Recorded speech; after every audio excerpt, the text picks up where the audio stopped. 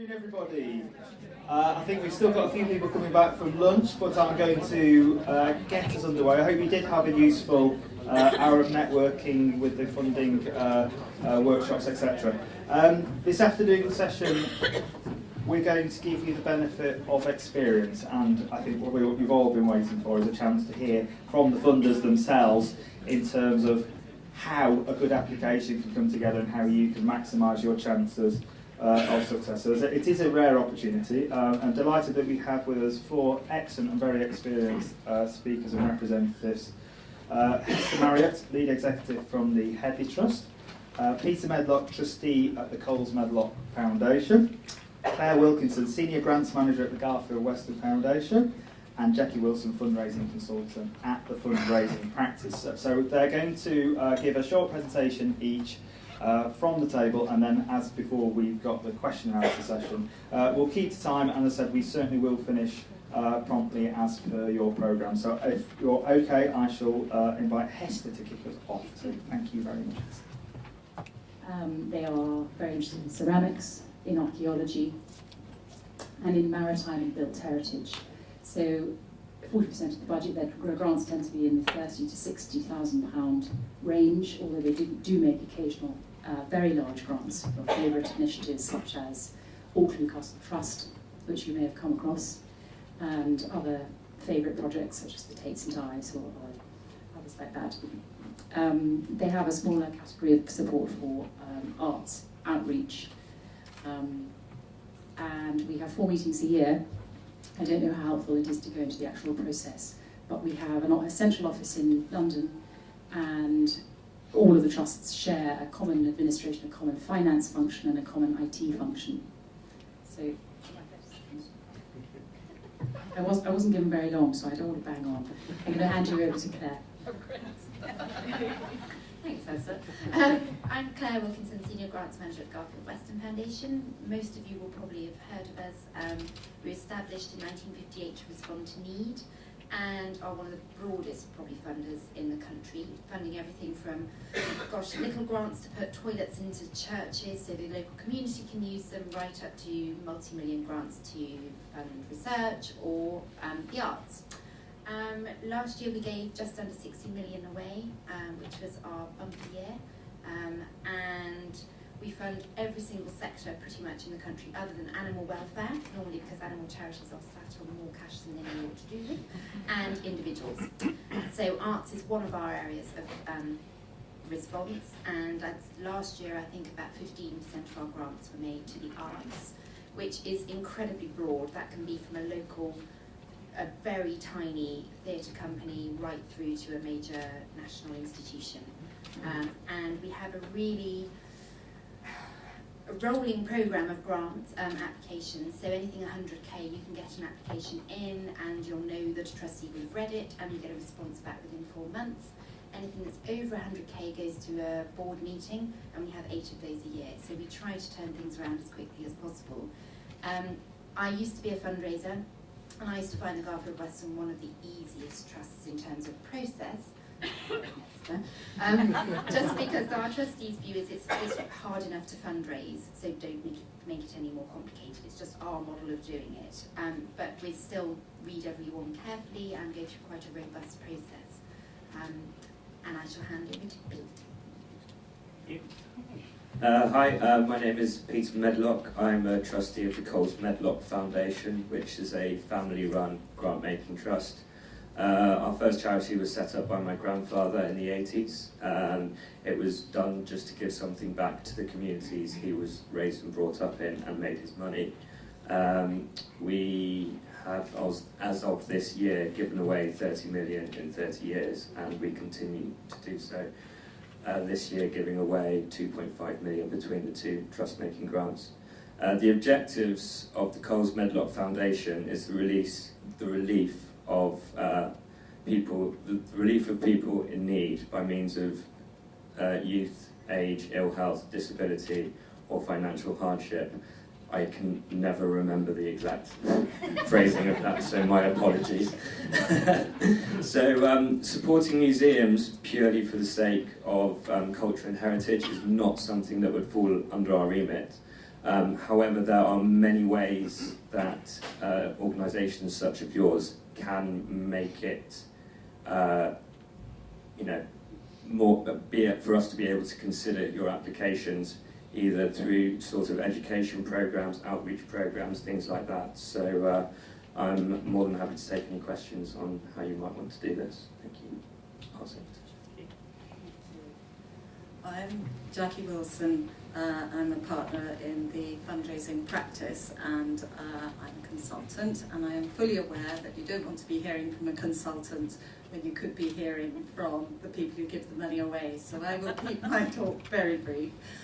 Just to give you a little case history, if you like. Just before Christmas, my partner Sarah and I were approached by a charity about doing some work for them. We hadn't come across them before, we didn't know how they'd heard from us, and it turned out that we'd been recommended to them by a director of a major grant-giving foundation, not represented here today, which was very flattering for us. And when we spoke to the person concerned later on, we asked why she put us forward, and she said the reason was because we approached her about a project a while back, and we talked it through with her, and she said, no, we'll never support that. And we said, okay, fine, thank you, farewell, see you again. And that was that. And she said it had struck in her mind that we listened to her and acted upon it. And therefore, it's a story of how it doesn't always go right, but sometimes it can come back and help you. So my advice to you today is you've got 3 experts here. Mine them for all the information you can, but then act upon it, because they've got some good things to tell you, which will help.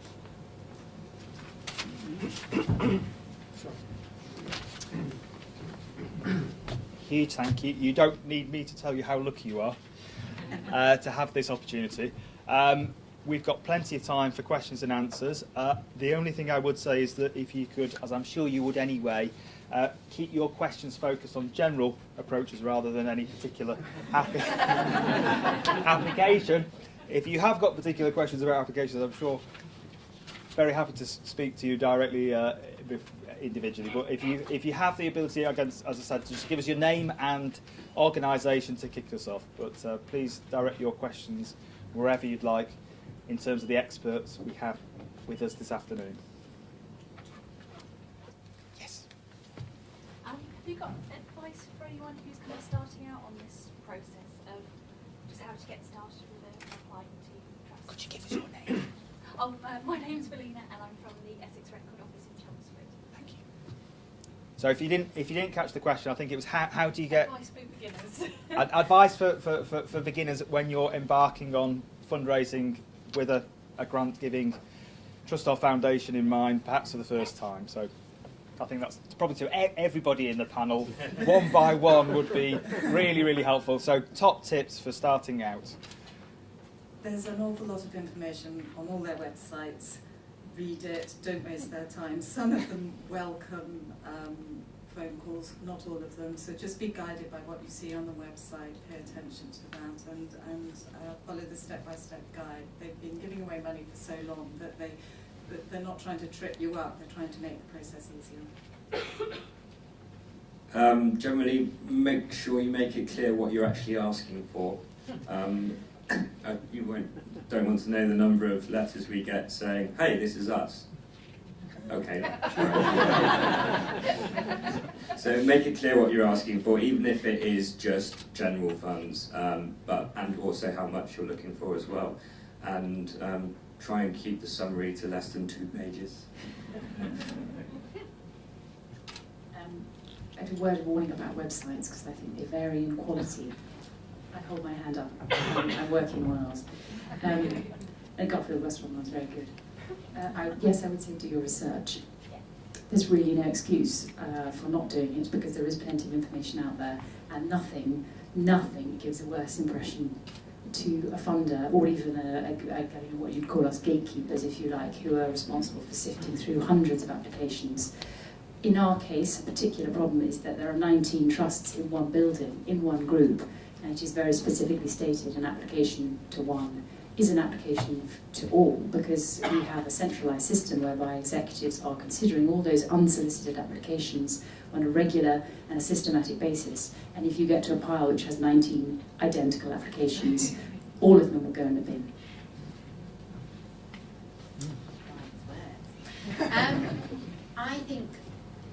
I think keep it simple.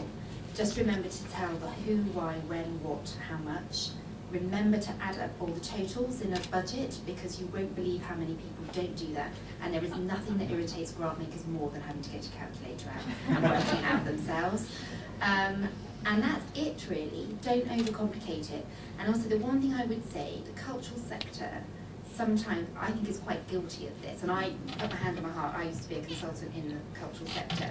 I think we get so bogged down in trying to make the arts seem not fluffy, if you like. We strip out all the joy and all the inspiration and the difference the arts can make. And there is something about art for art's sake.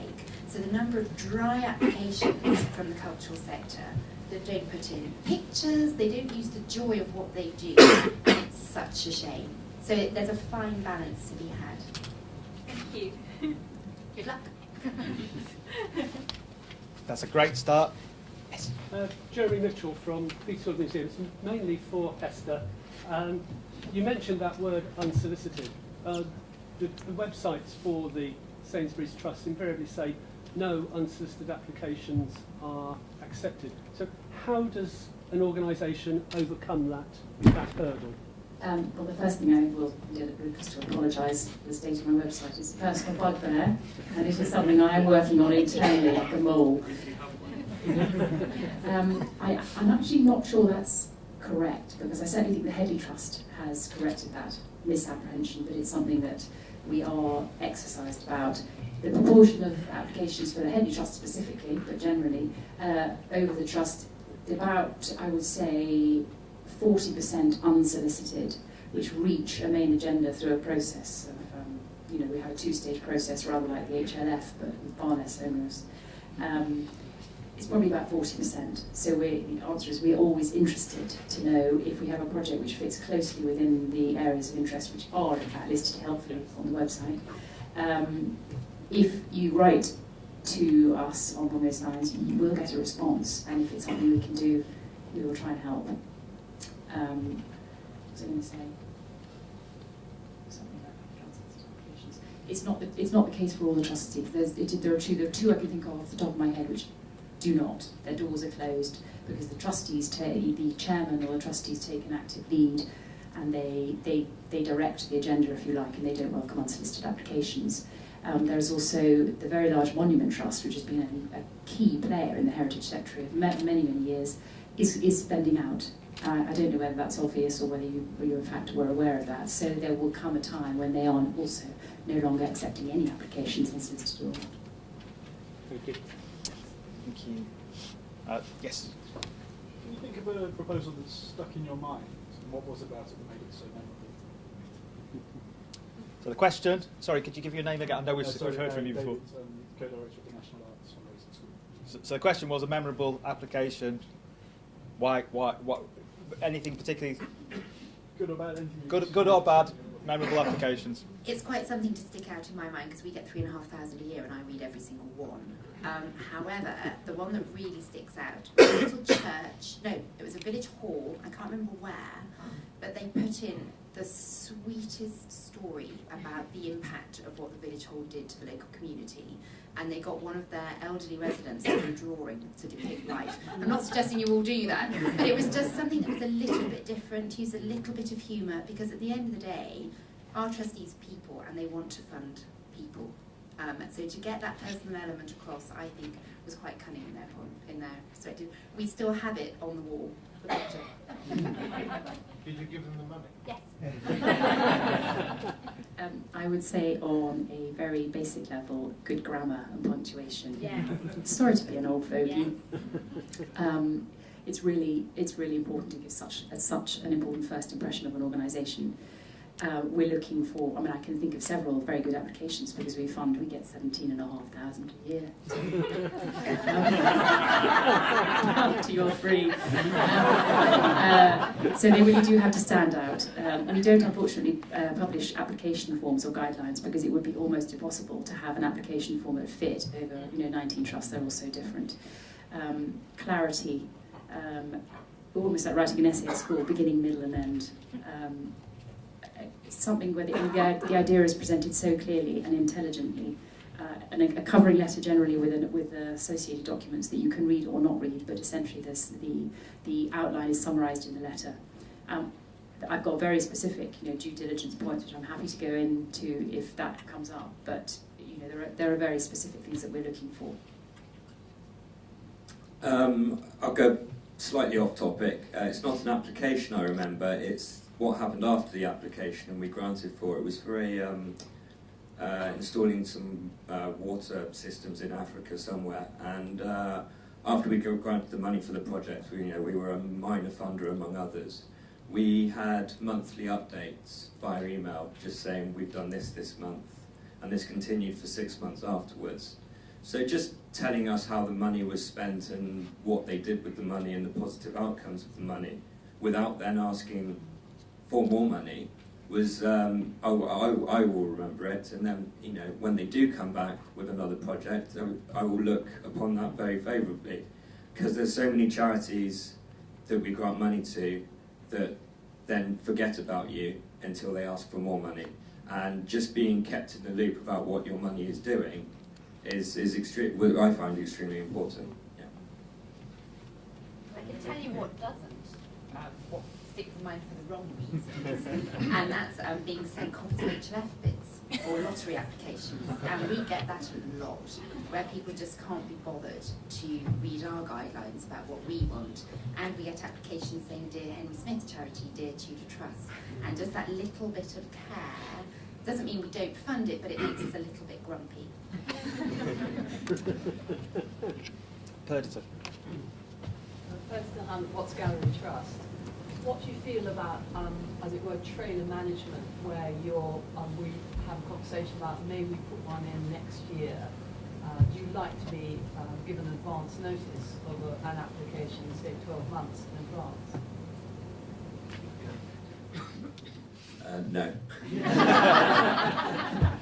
To be honest, that's just more work for us and the administrator to respond to. I mean, I don't know if it's the same for you guys, but for us, we want to have an application come in that we can assess that's a coherent plan, not just an idea to do something. And the trailer stuff, that's what I was saying about hey, we're such and such, and not really asking for anything. I assume that's what you mean. I've not heard the phrase before. Do you? Well, just for giving advance notice of a formal bid, which would be very clear, very well written, etc. Yeah, no, I prefer just to get the bid in, to be honest.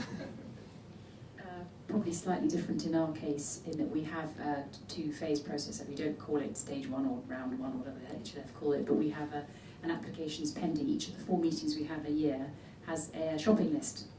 Organisations we've come across in those unsolicited applications have been waded through, and an idea particularly attractive, whether it's a maritime bid, a small restoration of a small ship, or whatever, we will trail those, so they'll get a 3-month lead in. With those we would say, apply, and we'll give you that response between 3 and then 6 months. For organisations with which we have a long-standing relationship, it is in fact very helpful to be able to plan ahead. I'm already planning October, so the next 2 agendas are now fixed. And if we know from previous beneficiaries who are long-standing associates, then it's very helpful to have that trail. It's very helpful to be able to know to plan a year ahead. Yeah, we're, I'd say for our regular grants, which is everything under 100,000, it doesn't matter because we've got a fairly responsive system.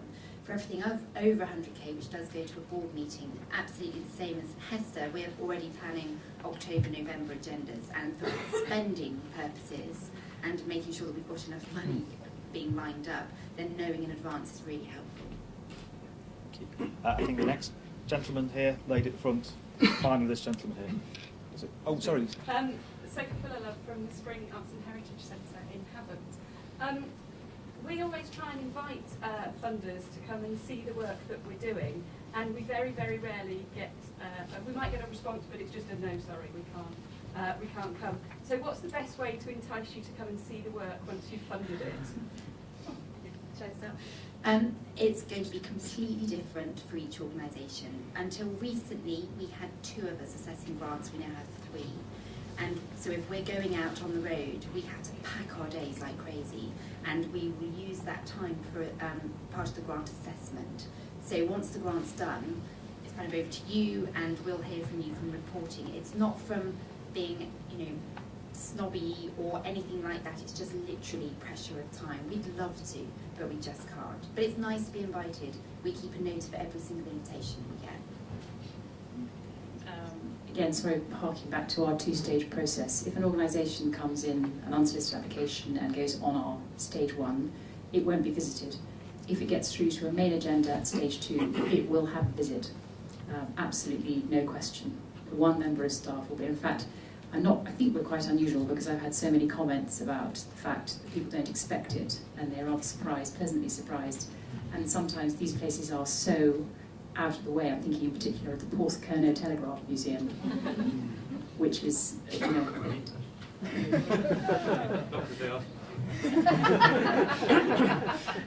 the answer is yes, we would always go, and nothing would be on the agenda if someone hadn't actually been there in person, and these can be very far-flung places indeed. I suppose for our trust it's very different, because it is a small family trust. It's me, my mum and my dad, and a part-time administrator. So I would say there's nothing you can do to encourage us. It would all be down to personal preference. Does it interest us, and are you within a 10-mile radius of somewhere I need to be? Mine's not about necessarily getting people out, but I will give you an anecdote with an organisation that Sarah and I are working with, and everybody have been trying to get a particular funder along, and the chairman, the chief exec, everybody have been trying, and we got nowhere, and we were getting fairly desperate, so I did drop the individual concerned an email and said, I'd just like to point out that I have found a new recipe for salted caramel chocolate brownies. And I got a reply 4 minutes later saying, I can see you on Monday at 10. And the recipe's for sale. Sweet treats, food, bribes. The lady in front, and then this gentleman here, and I think we'll have to move on after that. Caroline from the Museum of Carpet in Kidderminster.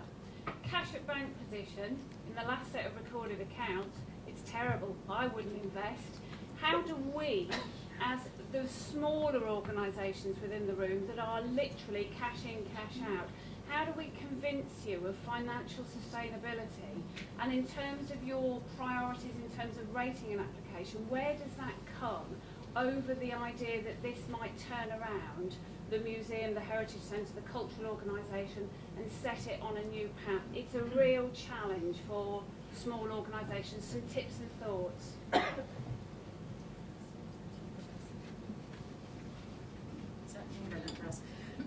We're looking at a lot of things. We're not just looking at annual report and accounts, which is we would expect that, but as you know, that's out of date, a snapshot. It's almost not worth the paper it's written on. We're looking for current management accounts. We have our own sort of an in-house financial management team, because there's so much money going out, and these are really big grants. So any application that we look at is assessed independently, and there is a great deal of I suppose sensitivity and understanding for small organisations. A lot of the organisations we're dealing with increasingly now are in very, very severe difficulties. Bees World shut last week, I think, and we still have a grant there outstanding to build an Anglo-Saxon boat. They're very sensitive to that.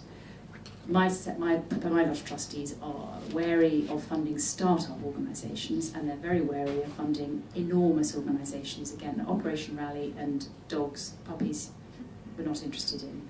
So once they get too big, they're looking at the middle-sized organisations, but they are very, very sensitive to financial difficulties, and they're aware of it. That's not going to be a barrier, if that's the question you wanted to answer. Similarly, we fund organisations of all sizes, and across sectors there are so many challenges, from changes with local commissioning, local authorities spend. So it's something that we are very, very sensitive to. Similarly to Hester, we look at management accounts. We'll look at, if we've got any concerns, we'll arrange a conversation if we can't go and visit, and actually discuss what are you doing to look at the future, what else are you doing to earn income. So it's not if there's a potential for that, so it's not just all philanthropic or grants. And we really do take each case on its own merit and by case.